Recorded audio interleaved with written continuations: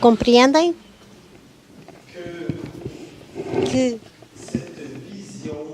que esta visão pastoral de formação de discípulos que crescem para se multiplicar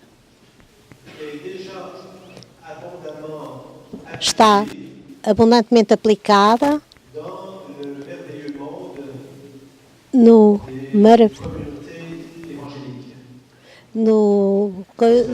maravilhoso livro de Comunidades Evangélicas. Eu faço uma confissão coletiva,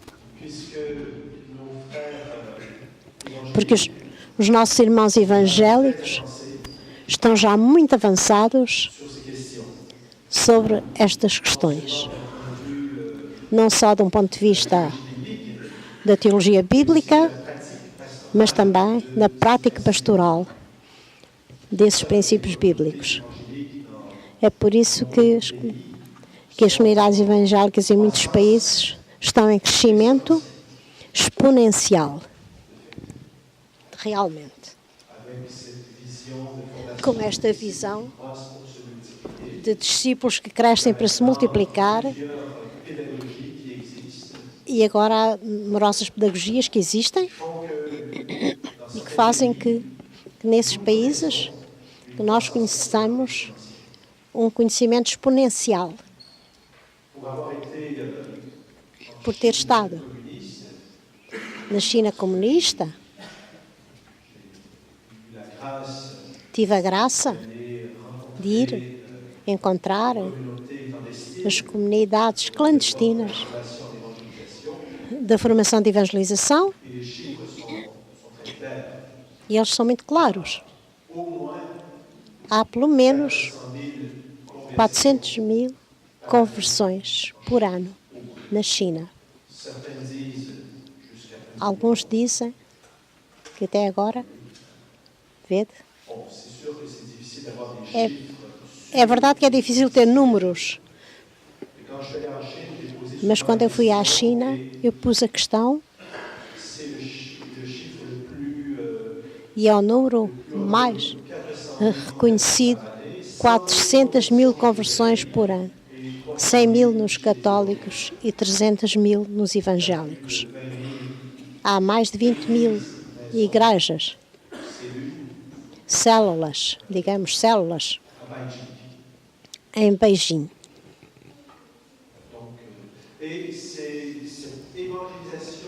E esta evangelização exponencial é possível porque as comunidades cristãs se dotam desta visão bíblica.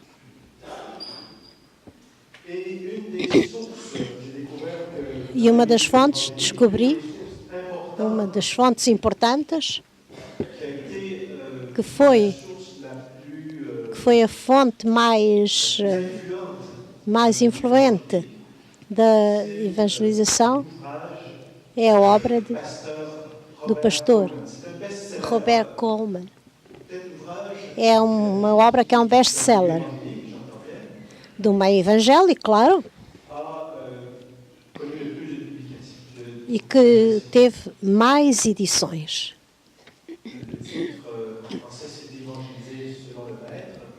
Em francês é Evangelizar segundo o Mestre, não me lembro do título exato, e de facto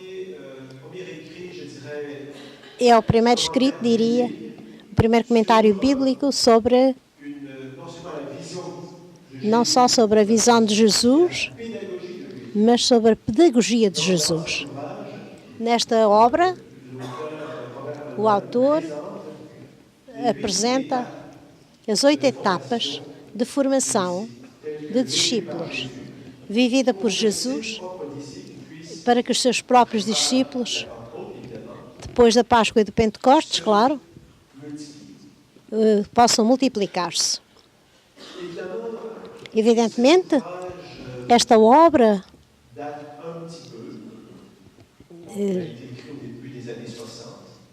já é um bocadinho antiga, foi escrita no início dos anos 60, tem uma exegese para fazer as coisas de outra maneira. E tem a apresentação das 8 etapas para ajudar a ver as coisas de outra maneira. Teríamos tendência a utilizar estas 8 etapas de uma forma muito esquemática, mas a coisa é um pouco mais complexa do que parecia ao princípio, mas de uma forma genérica.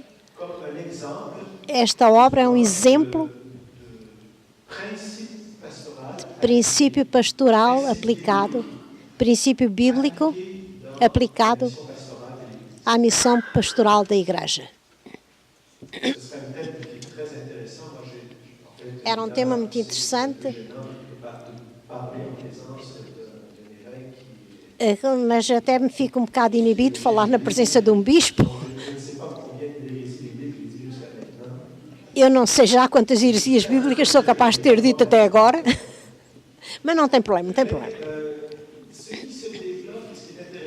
O que se desenvolve e é interessante neste universo que se inspira na palavra de Deus é uma nova hermenêutica que eu chamo a hermenêutica da aplicação pastoral. É talvez uma expressão um pouco pomposa, mas de facto penso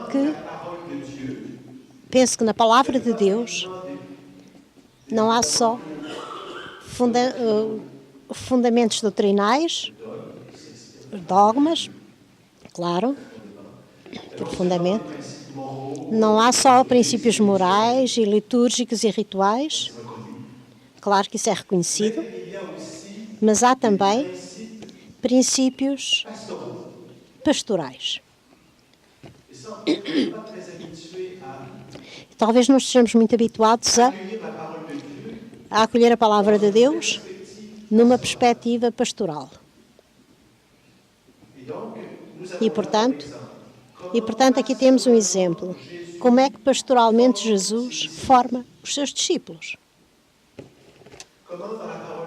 Como é que na palavra de Deus nós temos também princípios que nos permitem construir, desenvolver a comunidade cristã. Gosto muito desta frase do apóstolo Paulo, que encontramos nos Atos dos Apóstolos, capítulo 20. É o discurso de Paulo aos anciãos de Éfeso. Ele ia voltar para Jerusalém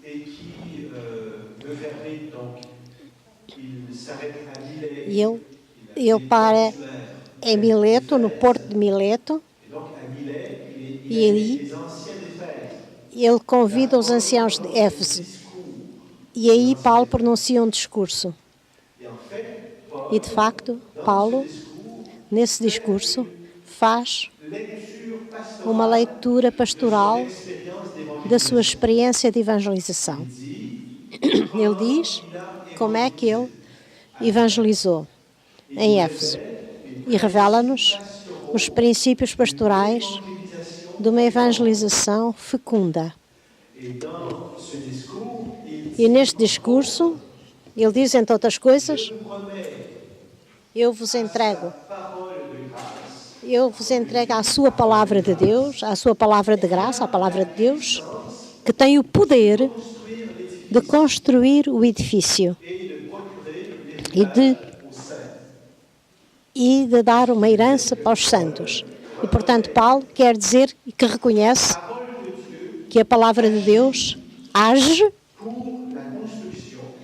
para a construção e crescimento, desenvolvimento, a organização das comunidades cristãs. Evidentemente, os princípios pastorais não têm o mesmo valor axiomático que os dogmas. Os dogmas são eternos. Quando eu digo que eu creio em Deus Pai, Filho e Espírito Santo, o dogma da Trindade eu não posso mudar. Não posso adaptá-lo. Ele permanece. É uma afirmação permanente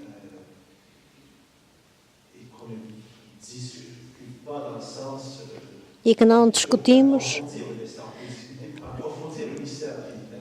Podemos aprofundar, mas não podemos discutir. Mas, essencialmente, não pomos em questão esta afirmação. Enquanto que os princípios pastorais não podem ter este mesmo valor da autoridade, mas eles agem enquanto princípios na medida em que se adaptam ao contexto, à cultura e aos desafios cada vez novos. E, portanto, é preciso constantemente,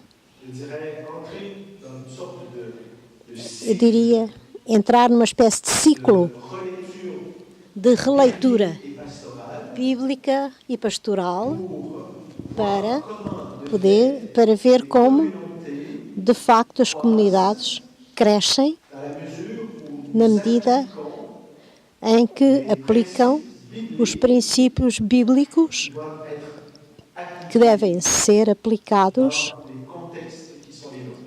nos nossos contextos. Isto pede que nós redescobramos os princípios pastorais, os princípios bíblicos da Igreja em crescimento. Porque a verificação última dos princípios pastorais, dos princípios bíblicos, é que eles produzem fruto. Eles criam o crescimento, mesmo a multiplicação. E é por isso que nos Atos dos Apóstolos nós temos 25 referências da Igreja em crescimento. É como se Lucas, em cada etapa da história da Igreja que evangeliza, ele constata o crescimento e a multiplicação. Os princípios bíblicos e pastorais que servem para a construção das nossas comunidades verificam-se no crescimento.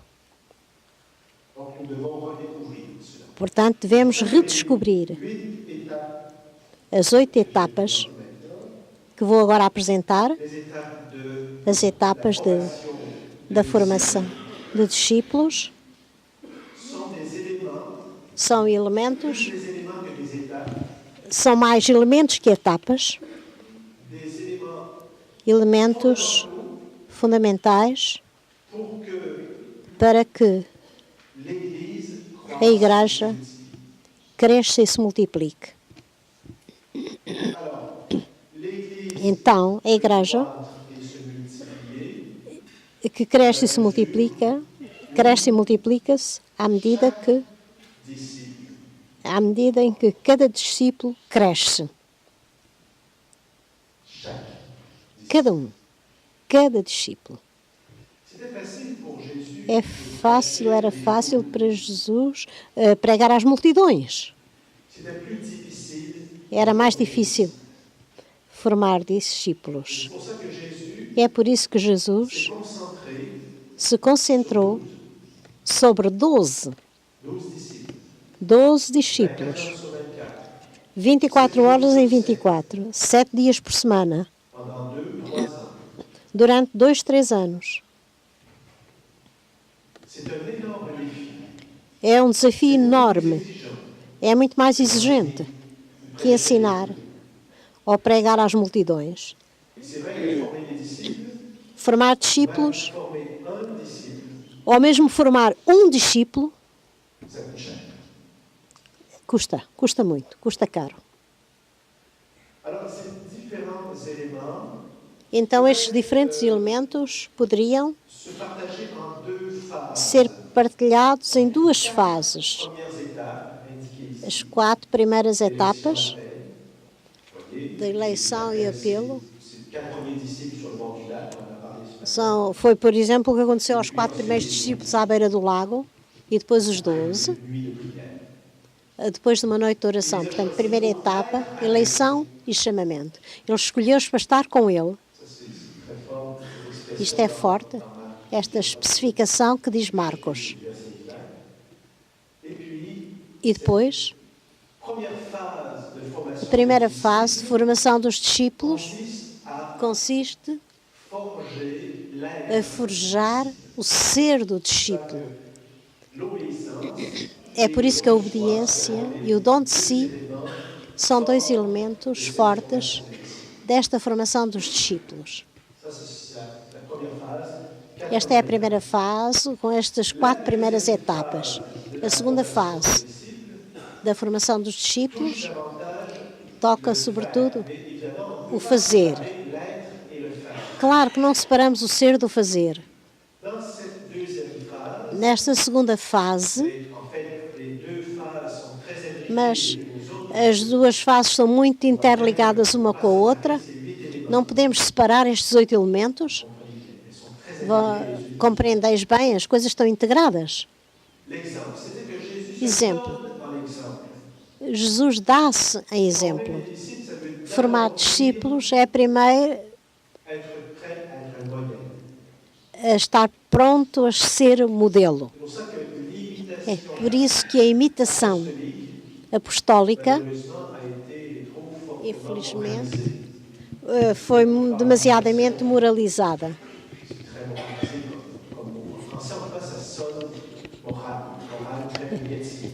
E isto em francês soa como muito moralizador, uma moral muito negativa. Eu não sei como é que é em português, como é que vocês sentem.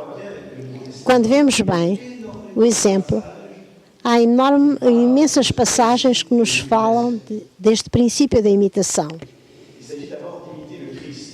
Trata-se, em primeiro lugar, de imitar Cristo.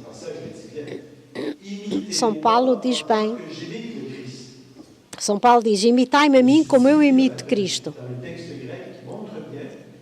No texto grego, mostra bem que esta questão de imitar o modelo como modelo, trata-se de imitar aquele que imita Cristo. É Coríntios 11, 1. Lembrem-se? 2 Timóteo 2, 2. Princípio das 5 gerações. E depois há 1 Coríntios 11, 1. É preciso relembrar isto. Imitai-me como eu imito Cristo. Podemos gerar discípulos em várias gerações porque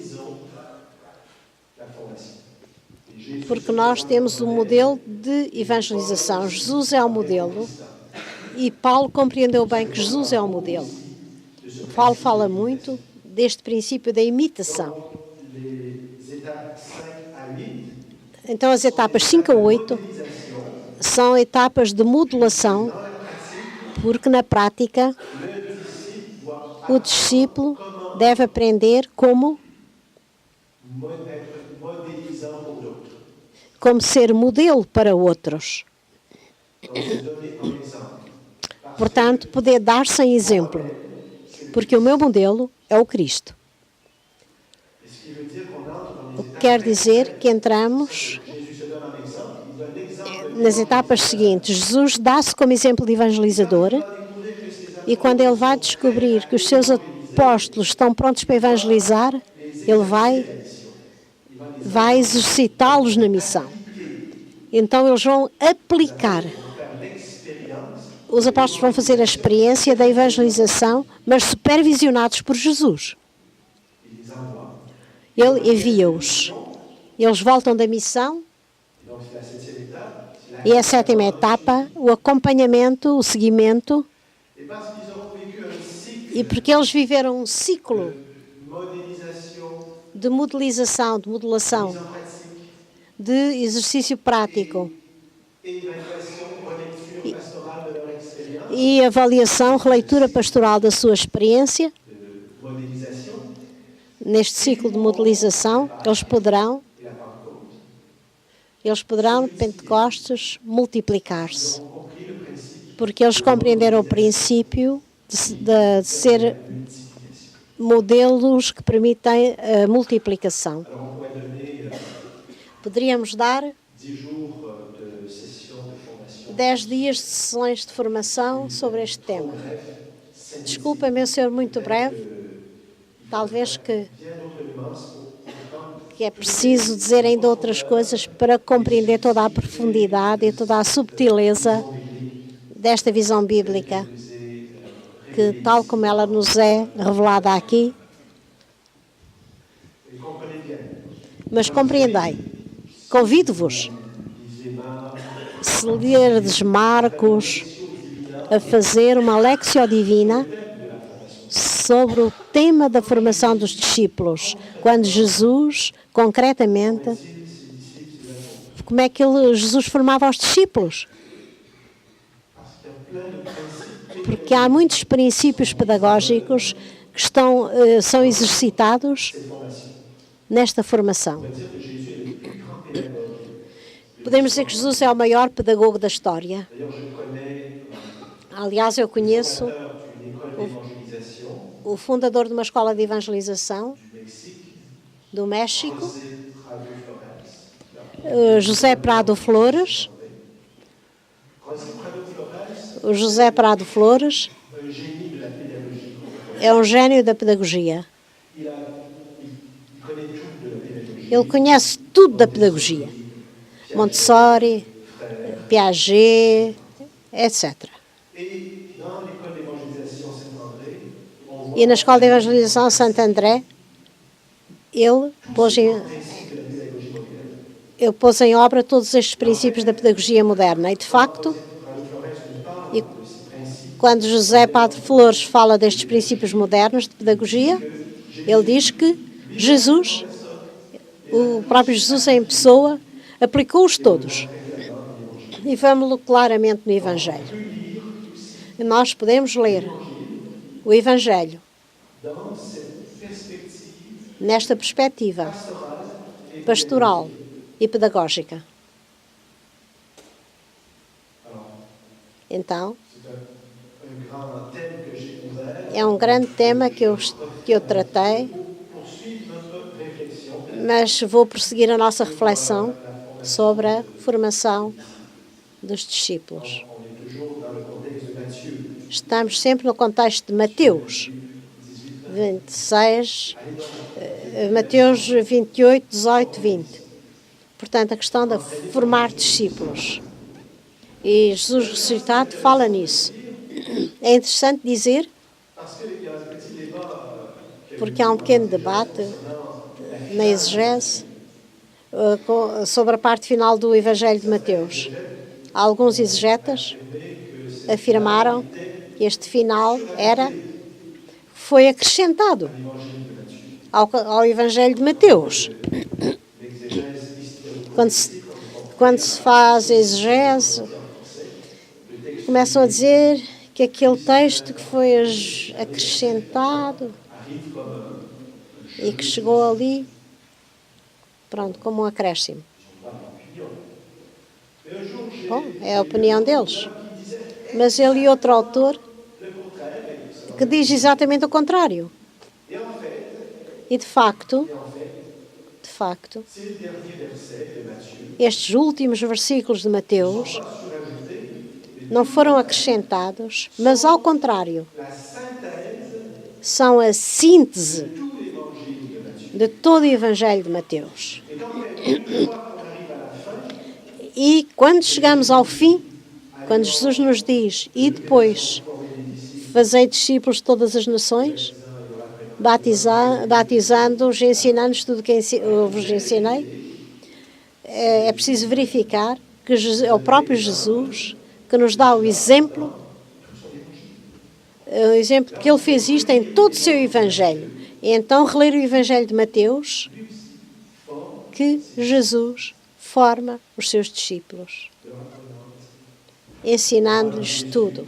Vemos Jesus que forma, porque o final de Mateus está em perfeita coerência com o conjunto de todo o seu Evangelho. Est-ce que cet exégète a raison? Será que aqueles exegetas têm razão? Donc, vous pouvez aussi relire A nós de verificar, podemos reler Mateus nesta perspectiva. Jesus, formador de discípulos. pour entrer aussi dans une Para entrar também numa dinâmica de formation des de formação multiplicadora. Là, je tape sur le clou. Eu insisto, estou sempre a bater no mesmo. Aussi du côté de l'évangile de Jean. Podemos olhar também da partir do Evangelho de João, particularmente Au chapitre o capítulo 15, a parábola da vinha, où le verbe, pardon, où le mot em que a palavra revient au moins 3 fois, si ma mémoire est bonne. volta por 3 vezes, se a minha memória não me falha, o que dá glória ao meu Pai é que vós deis muitos frutos. E esta palavra glória aparece pelo menos 3 vezes, se não estou em erro. Que vós deis muito fruto. Claro que podeis manter esta interpretação. Frutos espirituais, frutos de virtude, frutos de graça. Eu não ponho em questão esta interpretação, claro. Mas qual é o pensamento concreto de Jesus? Quando ele fala em dai muitos frutos, o que faz a glória do meu Pai é que os discípulos deem muitos frutos. Com tudo o que eu disse hoje de manhã, se vós não compreendestes que os frutos em questão são outros discípulos, então, olha, muitos frutos quer dizer muitos discípulos, chamados a formar outros discípulos. Podemos reler João, a oração para a glorificação. No capítulo 17 de João é magnífico. Muitos chamam-lhe a oração sacerdotal, outros chamam-lhe a oração pela glorificação. Mas sabem como é que eu lhe chamo? Oração pela multiplicação dos discípulos. Porque se lermos bem esta oração, vamos compreender que podem imaginar 3 cenários. Jesus reza ao Pai porque sim, Pai, daqui a 2 ou 3 anos é fantástico, eu evangelizei, eu reuni multidões, preguei, etc. Magnífico, aleluia. É o que Jesus também diz nesta oração. Ou então,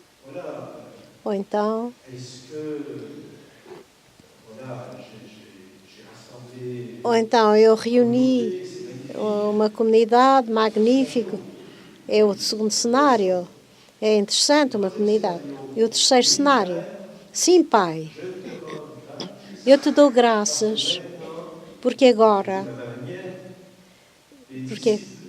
agora os discípulos que eu formei estão prontos a multiplicar-se. Eu convido-vos. Talvez eu me engane, não sei. Mas eu convido-vos a reler esta oração de Jesus, esta dinâmica de multiplicação dos discípulos. Entramos numa nova perspectiva, uma perspectiva de fecundidade, de vida, de crescimento, de desenvolvimento. A graça de Deus está sempre em ação, é eficaz, produz frutos. Portanto, rezemos para que a nossa igreja seja renovada neste dinamismo missionário, que consiste em formar discípulos que cresçam.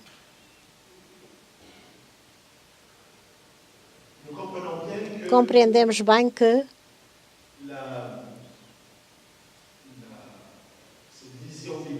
esta visão bíblica, desta visão multiplicadora, exige de nós uma conversão pastoral. É uma expressão que conhecemos bem, é o Papa Francisco que diz, que muito utilizou, especialmente na sua exortação apostólica Evangelium Gaudium. Se nós queremos reter elementos que nos ajudem a entrar nesta perspectiva multiplicadora, penso que é interessante identificar nesta exortação apostólica 3 expressões que são chave.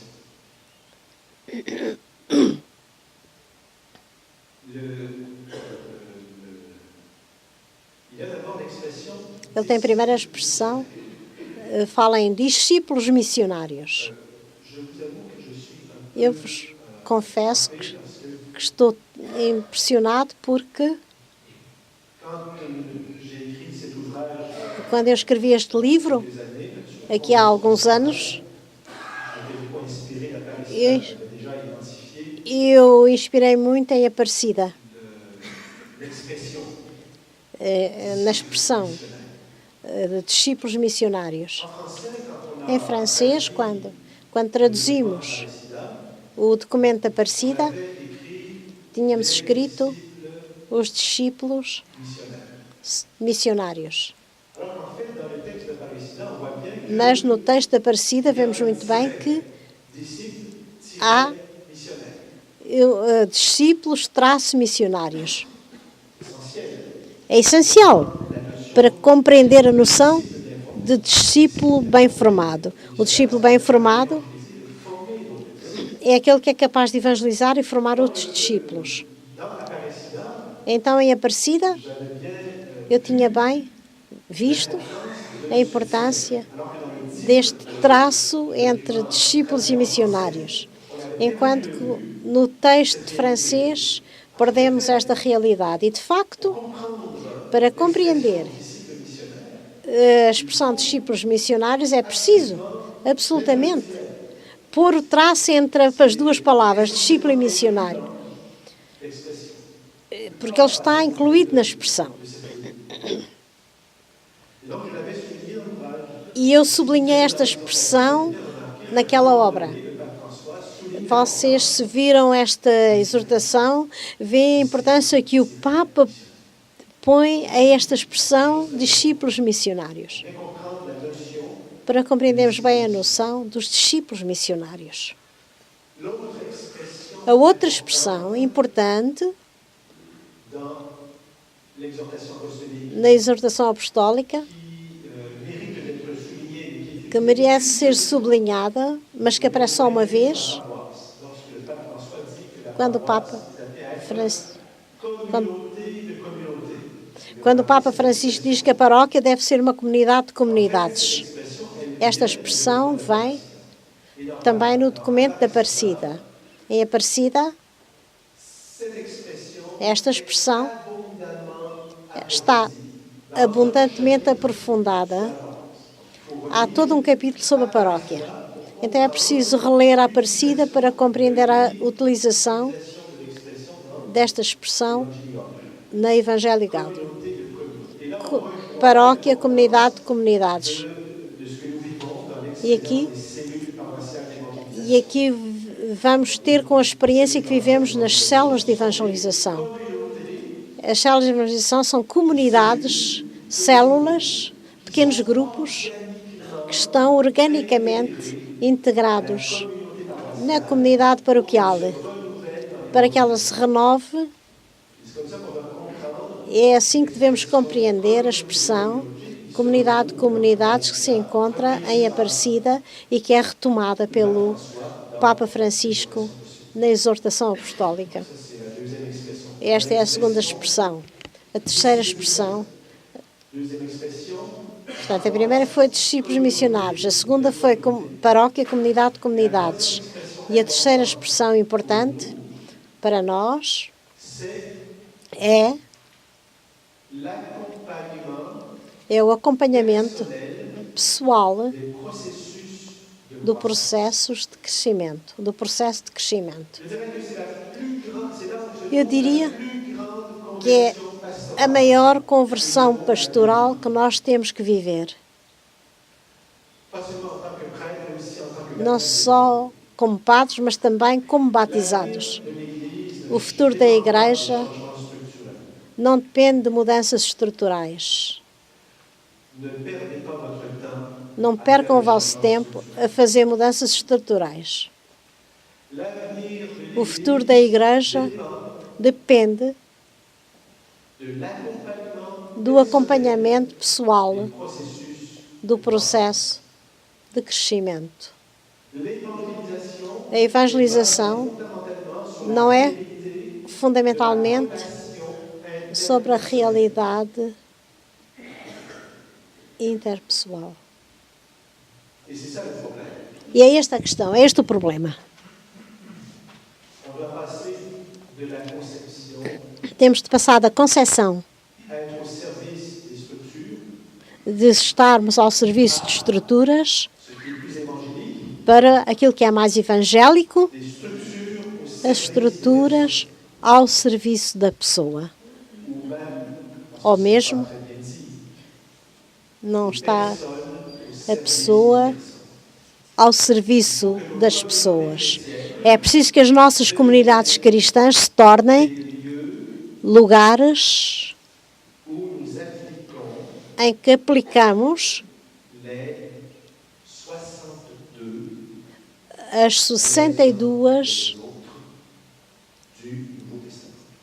as 62 coisas do Novo Testamento. No Novo Testamento há 62 vezes a expressão uns aos outros. Portanto, as comunidades têm que se habituar a utilizar aquilo que diz o Novo Testamento, que repete 62 vezes uns aos outros. Não é por causa de termos estruturas bem organizadas, mas é porque vivem a realidade desta expressão uns aos outros. Amai-vos uns aos outros. Rezai uns pelos outros. Apoiai-vos uns aos outros. Há 62 vezes esta expressão, uns aos outros. E quanto maior houver interação pessoal na igreja, entre as pessoas, mais haverá de saúde e crescimento na igreja. O futuro da igreja depende desta conversão pastoral ao acompanhamento pessoal do processo de crescimento. Jesus não investiu em estruturas. Jesus investiu na relação, nas relações interpessoais. E é por isso que a conversão pastoral deve levar a uma conversão teológica, que consiste em afirmar o primado da relação. Primado da relação trinitária, em primeiro lugar, são um ser em três pessoas, e primado da comunhão eclesial. E quanto mais houver de comunhão interpessoal, relacional, mais haverá vida no seio da igreja. É preciso trabalhar sobre o acompanhamento pessoal deste processo de crescimento, porque os discípulos crescem na medida em que há relações.